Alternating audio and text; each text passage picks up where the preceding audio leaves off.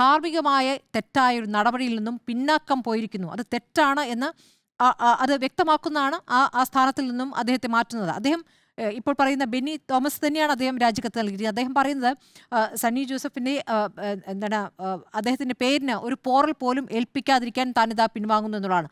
പോറൽ ഇതിനകം വന്നു കഴിഞ്ഞു എന്നുള്ളതാണ്. പോറൽ സൃഷ്ടിക്കപ്പെട്ട ശേഷമാണ് അദ്ദേഹത്തിന് പിൻവാങ്ങേണ്ടി വന്നിരിക്കുന്നത്. ബെന്നി തോമസ് ഉറപ്പായിട്ടും യോഗ്യനാണ്. ആ യോഗ്യനായ വ്യക്തിയെ മറ്റെവിടെയെങ്കിലും മറ്റേതെങ്കിലും രൂപത്തിലാണ് പാർട്ടി പരിഗണിക്കേണ്ടിയിരുന്നത്.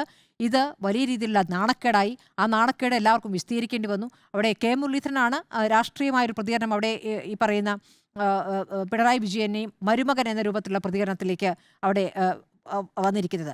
അത് ഒരുപക്ഷെ പ്രാധാന്യമുള്ള വകുപ്പുകൾ നൽകിയ കാര്യത്തിൽ ആ രൂപത്തിലുള്ള ആരോപണം അവിടെ നിൽക്കുന്നുണ്ടായിരുന്നു. പിന്നീട് ഈ മരുമകൻ പ്രയോഗം എന്നുള്ളത് അത്ര ശരിയാണോ എന്ന ചോദ്യം വരുന്നത് അത് BJP ഉയർത്തിയ ഘട്ടത്തിലാണ്. BJP അതിനെ വേറൊരു തലത്തിലേക്ക് കൊണ്ടുപോയായിരുന്നു.